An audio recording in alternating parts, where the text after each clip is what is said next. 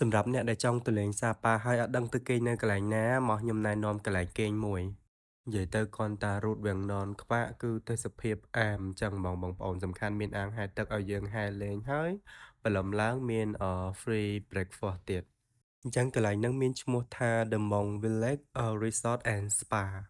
និយាយទៅគ្រាន់តែទៅដល់កន្លែងទទួលភ្ញៀវហ្នឹងគឺជះសម្រស់បាត់ហើយហ្នឹងបងប្អូន ហើយកន្លែងគេងរបស់យើងគឺនៅខាងក្រោមសំខាន់គឺ view 360 degree គឺព័ទ្ធទៅដោយភ្នំហ្មង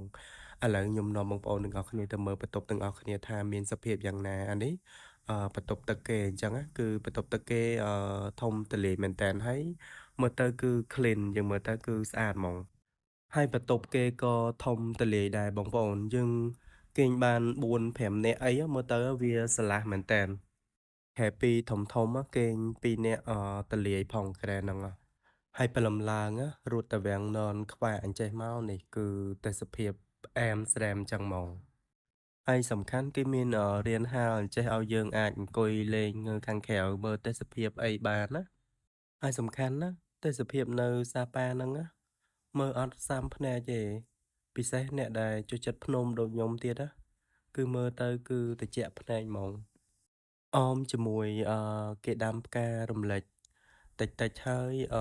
ពេលដែលព្រះអាទិត្យពងតារៀបជះពន្លឺមកមេឃស្មានហ្នឹងគឺស្អាតម៉េះ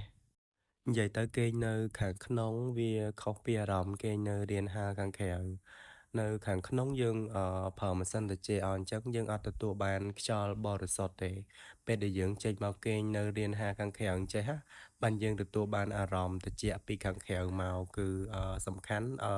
បរិយាកាសនៅនឹងអាកាសធាតុនៅនឹងគឺវាអំណោយផលល្អហ្មងវាត្រជាក់ខ្លាំងណាតើអញ្ចឹងយើងមិញយើងមើលទេសភាពresort គេពីខាងក្នុងណាឥឡូវយើងចេញមកក្រៅម្ដងមើលថាគេរៀបចំមិននិយាយទៅខ្ញុំសរសើរហ្មងនៅនឹងគេប៉ិនរៀបចំរៀបចំបានស្អាតមែនតើមានដាំផ្កាដាំអី feel មានអារម្មណ៍ថាវាស្អាតខ្លាំងណាមានអារម្មណ៍ថាដូចមិនមែននៅ resort កន្លែងគេងណាវាដូចយើងនៅក្នុងgarden ដូចនៅក្នុងសួនផ្កាមួយអញ្ចឹងណាហើយខ្ញុំស្រឡាញ់ជាងគេនេះប្លង់អាងហែលទឹកនេះនិយាយទៅគឺស្រស់ស្អាតខ្លាំងមែនទែនយើងអាចត្រាំទឹកហែលទឹកលេងផ្ដើរហើយមើលថ្ងៃរះមើលអីផ្ដើរបានអញ្ចឹងណាហើយវាស្ងប់ស្ងាត់ល្អខ្លាំងមែនទែនដោយសារតែពួកខ្ញុំងើបតាំងម៉ោង5ហើយនៅនឹងអ្នកគេងនៅនឹងគេប្រហែលជាដើរពីល្ងាចអស់កម្លាំងចឹងអត់មានអ្នកគេងើបសោះអញ្ចឹងអាងហែលទឹកហ្នឹងដូចអាង private របស់ពួកខ្ញុំអញ្ចឹងនិយាយទៅគឺមួយអាងហ្នឹងតែ2នាក់ទេដល់ពេលអញ្ចឹងហើយយើងថតបានមកស្រឡាញ់ចង់យកប្លង់ណាប្លង់ណីអត់ខ្លាចថាអូប្លង់នេះជាប់មនុស្សអញ្ចេះអញ្ចោះហើយគឺថាប្លង់ណាក៏ស្អាតប្លង់ណាក៏យើងអាចចាប់បាននិយាយទៅគឺមានតែយើងបដ ாய் ហើយមិនបាច់ភ័យថាអូគាត់ថាអាកាសធាតុត្រជាក់អីចុះអាងទឹកល្ងាអីទេទឹកគេក្តៅអ៊ុនៗល្មមមកយើងហែលលេងសប្បាយហ្មង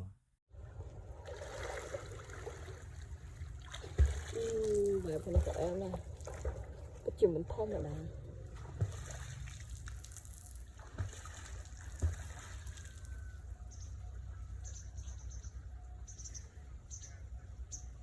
ស្ដាប់តា reaction អ្នកថតទៅក៏ដឹងដែរថាវា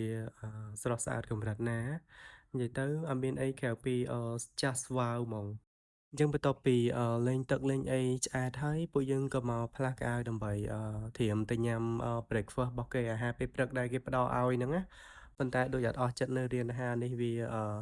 កាន់តែភ្លឺវាកាន់តែស្អាត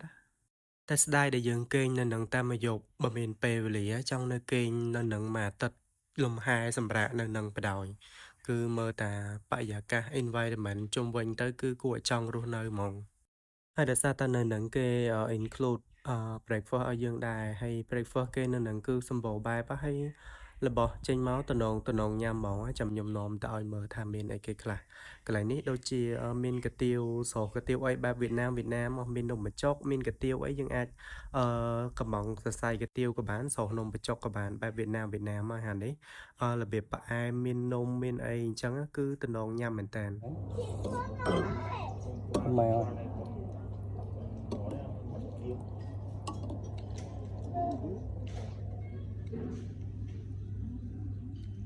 ជាន់ទី2ជាន់ទី2អាងទឹកជាន់ទី2ហ្នឹងលើអាងទឹកជាន់ទី2ហ្នឹងឯង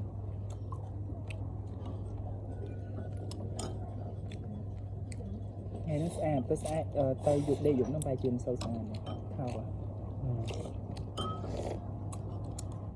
Vậy tớ miền cả bạc cục bạc cả hai cái này màu nhằm breakfast anh chẳng rồi sao breakfast cái có tuần nong nhắm hay ba mơ cái lại nhằm breakfast té cứ tha nhóm oi ôi tại một đòn cứ tuần nong khang mình tên này tụi bay chỉ breakfast ở nhà nhá các bạn ở tới sự hiệp dùng đàn vậy men haiสำคัญนะlà bỏ nhắm kê nâng nhanh tiết hơi tròn một tiết đang vậy vì tha nhắm lần trong bài bùa anh vậy men mà chỉ vật dương á min pe mà đòn đại từ ở coi nhắm là bỏ nhanh chân hơi nơi cái lại tới sự hiệp xa chân tiết á vai chim min ở tròn đòn ngay mày này lúc mình lên thôi tầm đại nhắm ấy thế này ហើយទេសភាពពេលព្រឹក with breakfast សោះក្តៅហ៎ with breakfast វាស្អាត em tôi gì ấy hai nơi khăn lơ cái lại nhắm ấy nâng cái thơ spin chlong từ cái lại kê nhở hai cái đam ca mà ôi xa đó xa khăn lăng mở từ đôi lọp tạc khơi nước nông con nụ á anh đấy dương khơi nước nông chỉ bảo hiệp top này bật bật cọt bao dương á anh vậy tới cái lại nâng cứ xa tăng vì plei châu mấy ha bông phô nè xâm bay cho đã lang bọc kê nâng cứ cái đam ca ôm sòng khang plei chân mong chẳng mà mình cầm rồng cái lệnh Sapa ấy complete nốt cái lại những tộc hai tờ cây nên là đang tạo khó bầm nó nghe hai video bao nhiêu mình là bạn đang theo con channel một con ngọc này bạn tam năm tu sina video mới này rồi đã chào bye bye chúc ni video các tiết